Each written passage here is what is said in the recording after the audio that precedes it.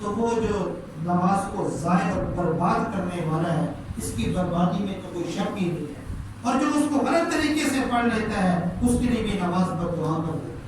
اور اگر نماز کو صحیح پورے اہتمام کے ساتھ ادا کیا جائے، سنتوں کی رعایت کر کے، مستحبات کی رعایت کر کے، خشوع اور خضوع کے ساتھ، تو نماز پھر دعا دیتی ہے۔ یہ اللہ کے نبی کے ارشاد ہے، نماز دعا دیتی ہے، اللہ تیری بھی ایسے حفاظت کرے جیسے تو نے میری حفاظت کی۔ تو نماز کی دعا لیں، نماز کو جاندار بنائیں، نماز پر محنت کریں، پھر ہمارے حالات تبدیل ہوں گے۔ ورنہ جو حالات آج ہم دنیا میں دیکھ رہے ہیں، کبھی کوئی کرونا آ گیا، کبھی مہنگائی کا سیلاب آ گیا، کبھی کوئی ظالم حکمران آ گیا، کبھی کیا ہو گیا، کبھی کیا ہو گیا۔ اس وقت بھی ساری دنیا کے انسان، خاص طور پہ مسلمان، پریشان ہیں، پریشانی کے اسباب ہے، ہر طرف پریشانی پریشانی۔ اس پریشانی کے حالات میں ہمارے لیے اللہ کے نبی صلی اللہ علیہ وسلم کا بتایا ہوا طریقہ، جو طبیب حاذق تھے، جو ہمارے اصل حکیم تھے، جو نبض شناس تھے، کہ انسان کی نبض کیسے چلتی ہے، انسان کو کس طریقے سے چلانا ہے، یہ اللہ اور اللہ کا رسول جانتا ہے۔ جو باقی سارے کے سارے احکامات ہیں، باقی سارے کے سارے بنائے ہوئے قانون ہیں، وہ سب انسان کی اختراع ہے۔ اصل قانون اللہ رب العزت کا ہے کہ اس انسان کو اللہ نے پیدا کیا، اور نبی کریم صلی اللہ علیہ وسلم کا اسوہ حسنہ ہے، آپ علیہ السلام کا طریقہ ہے۔ اگر ہم اللہ کے قانون کے مطابق، نبی کی زندگی کے مطابق اپنی زندگی گزاریں گے، ہمارے سارے مسائل حل ہوں گے، ورنہ ہم در در کے دھکے کھائیں گے اور ہمارا کوئی مسئلہ بھی حل نہیں ہوگا۔ تو سارے کے سارے مسائل کا حل یہ ہے کہ اللہ کے قانون کو اپنے جسم پر نافذ کرو، نبی کریم صلی اللہ علیہ وسلم کی سنت طریقہ اپنی زندگی میں لانے کی کوشش کرو، سارے کے سارے مسائل حل ہوتے چلے جائیں۔ مسجدوں کو آباد کرو، اپنے چہرے کو سنت سے سجاؤ، اپنے لباس کو سنت کے مطابق کرو، اپنی عورتوں کو پردے کا حکم دو، عورت کو گھر سے باہر نہ نکلنے دو، جیسے آج حکم دیا جائے مرد بھی گھر سے باہر نہ نکلے۔ تو اللہ نے تو بہت عرصہ پہلے کہہ دیا تھا وَقَرْنَ فِي بُيُوتِكُنَّ،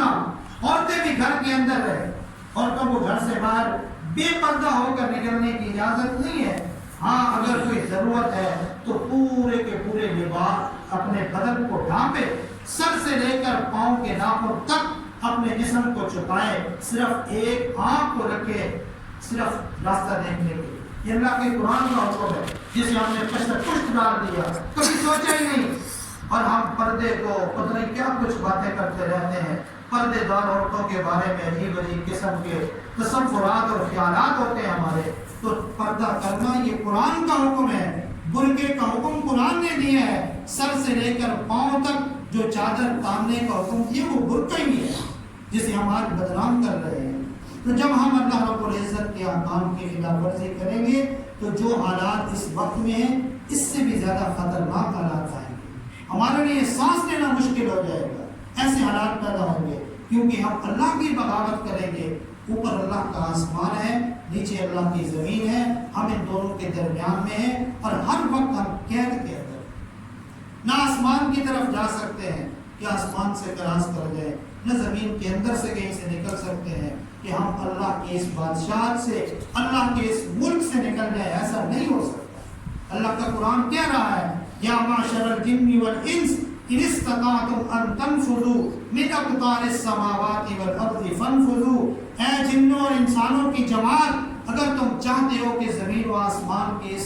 پورے گھر سے نکل جاؤ تو نکلو، اور تم نکل نہیں سکتے۔ لہذا ہم ہر وقت اللہ رب العزت کی نگرانی میں ہیں، کبھی اللہ کی نافرمانی نہ کرو، اللہ رب العزت ناراض ہو جائیں گے، پھر ہم کہاں جائیں گے؟ اور اللہ رب العزت کی ناراضگی کے اسباب دنیا کے حالات کے تبدیل ہونے سے ظاہر ہوتے ہیں۔ جب مسجدیں ویران ہو جائیں گی تو اللہ کا عذاب آئے گا، جب سینما گھر آباد ہوگا تو اللہ کا عذاب آئے گا۔ تو اللہ رب العزت سے دعا ہے اللہ ہمیں اپنے احکام پر نبی کریم صلی اللہ علیہ وسلم کی سنت طریقے کے مطابق عمل کرنے کی توفیق عطا فرمائے۔ جو کچھ کہا سنا اللہ رب العزت ہم سب کو اس پر عمل کی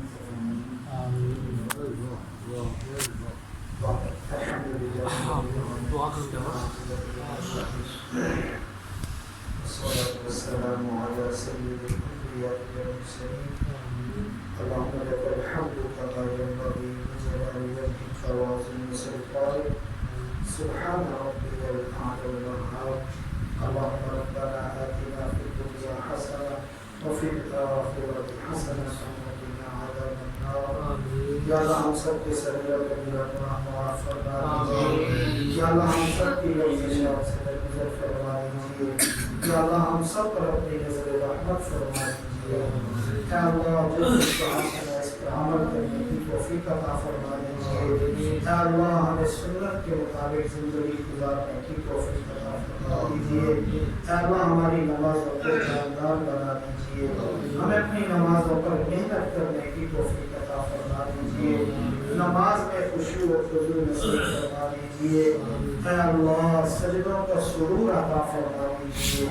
اے اللہ کب تک ہم بے کیف و سرور سجدے کرتے رہیں گے اپنے ماتھوں کو زمین پر رگڑتے رہیں گے اے اللہ ہمیں طاعات کی لذت نصیب فرما دیجیے عبادات کی لذت نصیب فرما دیجیے اے اللہ گناہوں سے نفرت عطا فرما دیجیے اے اللہ گناہوں کو ہماری زندگی سے نکال دیجیے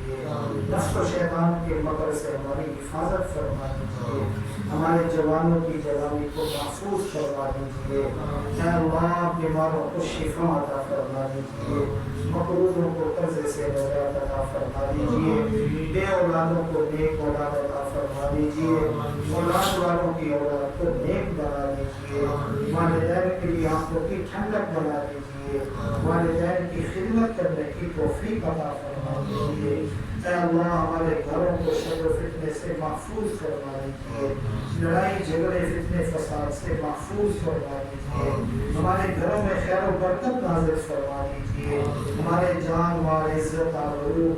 میں اپنی طرف سے برکتیں عطا فرما دیجیے اے اللہ رحمتیں نازل فرما دیجیے اے اللہ ہمیں اپنے عذاب سے محفوظ فرما دیجیے اے اللہ ہم سب پر اپنی نظر رحمت فرما دیجیے دنیا میں جہاں کہیں مسلمان پریشان ہیں اے اللہ سب کی پریشانیاں دور فرما دیجیے مظلوموں کو ظلم سے نجات عطا فرما دیجیے جو بے گناہ دشمن کی قید میں پڑے ہیں ان کو باعزت رہائی نصیب فرما دیجیے اے اللہ حاضرین مجلس کے دل میں جتنی جائز حاجات ہیں غیب کے خزانوں سے پوری فرما دیجیے وصلی اللہ تعالی علی خیر خلقہ محمد وعلی آلہ وصحبہ